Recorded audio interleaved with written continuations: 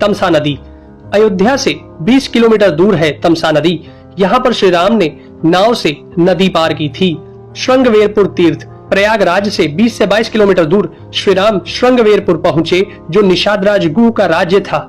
यहीं पर गंगा के तट पर उन्होंने केवट से गंगा पार करने को कहा था। श्रृंगवेरपुर को वर्तमान में सिंगरौर कहा जाता है। कुरई गांव। सिंगरौर में गंगा पार कर भगवान श्री राम कुरई में रुके थे। प्रयाग। कुरई से आगे चलकर श्री राम अपने भाई लक्ष्मण और पत्नी सहित प्रयाग पहुंचे थे। कुछ साल पहले तक प्रयाग को इलाहाबाद कहा जाता था। चित्रकूट। प्रभु श्री राम ने प्रयाग संगम के समीप यमुना नदी को पार किया और फिर पहुंच गए चित्रकूट। चित्रकूट वह स्थान है जहां श्री राम को मनाने के लिए भरत अपनी सेना के साथ पहुंचे थे, क्योंकि राजा दशरथ का देहांत हो चुका था। भरत ने यहाँ से श्री राम की चरण पादुका ले जाकर उनकी चरण पादुका रखकर राज्य किया था।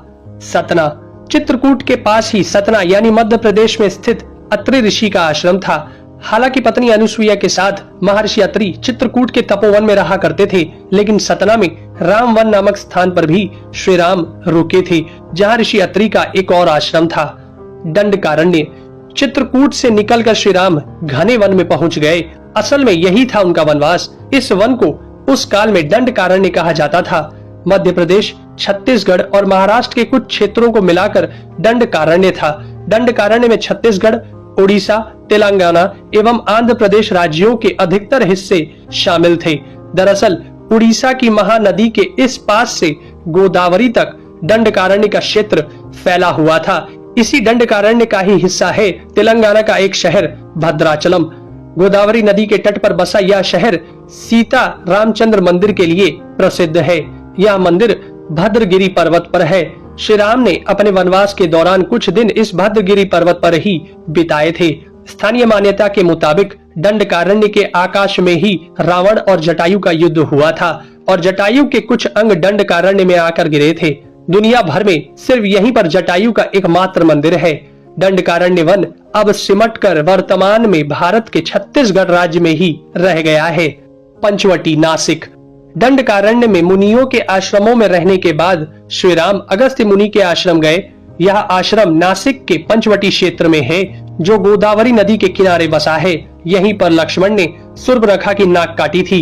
श्री राम ने खरवादूषण के साथ युद्ध किया था। गिद्धराज जटायु से श्री राम की मैत्री भी यहीं हुई थी। वाल्मीकि रामायण अरण्य कांड में पंचवटी का मनोहर वर्णन मिलता है। सर्वतीर्थ। नासिक क्षेत्र में ही सूर्पनखा की नाक कटी तथा मारीच और खरवादूषण के वध के बाद ही रावण ने सीता का हरण किया और जटायु का भी वध किया था, जिसकी स्मृति नासिक से 56 किलोमीटर दूर ताकेड़ गांव में सर्वतीर्थ नामक स्थान पर आज भी संरक्षित है। जटायु की मृत्यु सर्वतीर्थ नाम के स्थान पर हुई, जो नासिक जिले से इगतपुरी तहसील के ताकेड़ गांव में मौजूद है। इस स्थान को सर्वतीर्थ इसलिए कहा गया क्योंकि यहीं पर मरणासन्न जटायु ने सीता माता के बारे में बताया। राम जी ने यहाँ जटायु का अंतिम संस्कार करके पिता और जटायु का श्राद्ध तर्पण किया था। पर्णशाला। पर्णशाला तेलंगाना के खम्माम जिले के भद्राचलम में स्थित है। यह रामालय से लगभग 1 घंटे की दूरी पर स्थित है। पर्णशाला को पंचशाला या पंचशाला भी कहते हैं। पर्णशाला गोदावरी नदी के तट पर स्थित है। यही वह स्थान है जहां से सीता जी का हरण हुआ था।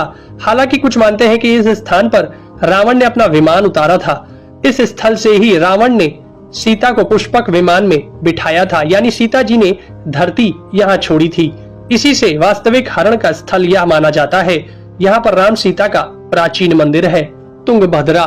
सर्वतीर्थ और पर्णशाला के बाद श्री राम लक्ष्मण सीता जी की खोज में तुंगभद्रा तथा कावेरी नदियों के क्षेत्र में पहुंच गए। तुंगभद्रा एवं कावेरी नदी क्षेत्रों के अनेक स्थलों पर वे सीता जी की खोज में गए। शबरी का आश्रम। श्री राम और लक्ष्मण सीता की खोज में तुंगभद्रा और कावेरी नदी को पार करते हुए चल दिए। जटायु और कबंध से मिलने के पश्चात वे ऋषिमुख पर्वत पहुंचे। रास्ते में वे पंपा नदी के पास शबरी आश्रम भी गए, जो आज केरल में स्थित है। पंपा तुंगभद्रा नदी का पुराना नाम है। इसी नदी के किनारे पर हम्पी बसा हुआ है। रामायण में हम्पी का उल्लेख वानर राज्य किष्किंधा की राजधानी के तौर पर किया गया है। केरल का प्रसिद्ध शबरीमलय मंदिर तीर्थ इसी नदी के तट पर स्थित है। ऋषिमुख पर्वत। मलय पर्वत और चंदन वनों को पार करते हुए वे ऋष्यमुख पर्वत की ओर बढ़े। यहाँ श्री राम ने हनुमान और सुग्रीव से भेंट की, सीता जी के आभूषणों को देखा और बाली का वध किया। ऋष्यमुख पर्वत वाल्मीकि रामायण में वर्णित वानरों की राजधानी किष्किंधा के निकट स्थित था। ऋष्यमुख पर्वत तथा किष्किंधा नगर कर्नाटक के हम्पी जिला बेल्लारी में स्थित है। पास की पहाड़ी को मतंग पर्वत माना जाता है। इसी पर्वत पर मतंग ऋषि का आश्रम था जो हनुमान जी के गुरु थे। कोडिकरई। हनुमान और सुग्रीव से मिलने के बाद श्री राम ने वानर सेना का गठन किया और लंका की ओर चल पड़े। तमिलनाडु की एक लंबी तट रेखा जो लगभग 1000 किलोमीटर तक विस्तारित है। कोडिकरई समुद्र तट वेलांकनी के दक्षिण में स्थित है, जो पूर्व में बंगाल की खाड़ी और दक्षिण में पाल्क स्ट्रेट से घिरा हुआ है। यहाँ श्री राम की सेना ने पड़ाव डाला और श्री राम ने अपनी सेना को कोडिकरई में एकत्रित कर विचार विमर्श किया, लेकिन श्री राम की सेना ने उस स्थान के सर्वेक्षण के बाद जाना कि यहाँ से समुद्र को पार नहीं किया जा सकता और यह स्थान पुल बनाने के लिए उचित भी नहीं है। तब श्री राम की सेना ने रामेश्वरम की ओर कूच किया। रामेश्वरम समुद्र तट एक शांत समुद्र तट है और यहाँ का छिछला पानी तैरने और सन बाथिंग के लिए आदर्श है। रामेश्वरम प्रसिद्ध सनातन तीर्थ केंद्र है। भगवान श्री राम ने लंका पर चढ़ाई करने के पहले यहाँ भगवान शिव की पूजा की थी। रामेश्वरम का शिवलिंग श्री राम द्वारा स्थापित शिवलिंग है। धनुषकोडी या धनुषकोटी। 3 दिन की खोजबीन के बाद श्री राम ने रामेश्वरम के आगे समुद्र में वह स्थान ढूंढ निकाला जहां से आसानी से श्रीलंका पहुंचा जा सकता हो। उन्होंने नल और नील की मदद से उक्त स्थान से लंका तक का पुनर्निर्माण करने का फैसला लिया। धनुषकोडी भारत के तमिलनाडु राज्य के पूर्वी तट पर रामेश्वरम द्वीप के दक्षिणी किनारे पर स्थित एक गांव है। धनुषकोडी पनबन के दक्षिण पूर्व में स्थित है। धनुषकोडी श्रीलंका में तलेमन्नार से करीब 18 मील पश्चिम में है। इसका नाम धनुषकोडी इसलिए है कि यहाँ से श्रीलंका तक वानर सेना के माध्यम से नल और नील ने जो पुल यानी राम सेतु बनाया था, उसका आकार मार्ग धनुष के समान ही है। इन पूरे इलाकों को मन्नार समुद्री क्षेत्र के अंतर्गत माना जाता है। धनुषकोडी ही भारत और श्रीलंका के बीच एकमात्र स्थलीय सीमा है जहां समुद्र नदी की गहराई जितना है, जिसमें कहीं कहीं भूमि नजर आती है। नुवारा एलिया पर्वत श्रृंखला। वाल्मीकि रामायण के अनुसार श्रीलंका के मध्य में रावण का महल था। नुवारा एलिया पहाड़ियों से लगभग 90 किलोमीटर दूर बांद्रवेला की तरफ मध्य लंका की ऊंची पहाड़ियों के बीचों बीच सुरंगों तथा गुफाओं के भंवर जाल मिलते हैं। यहाँ ऐसे कई पुरातात्विक अवशेष मिलते हैं जिनकी कार्बन डेंटिंग से इनका काल निकाला गया है। श्रीलंका में नुवारा एलिया पहाड़ियों के आसपास स्थित रावण फॉल, रावण गुफाएं, अशोक वाटिका, खंडहर हो चुके विभीषण के महल आदि की पुरातात्विक जांच से इनके रामायण काल के होने की पुष्टि होती है।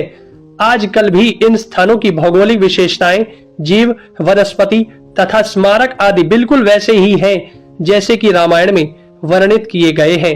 दोस्तों, ये सब जानने के बाद भी कुछ लोग तर्क दे ही देंगे कि प्रभु श्री राम काल्पनिक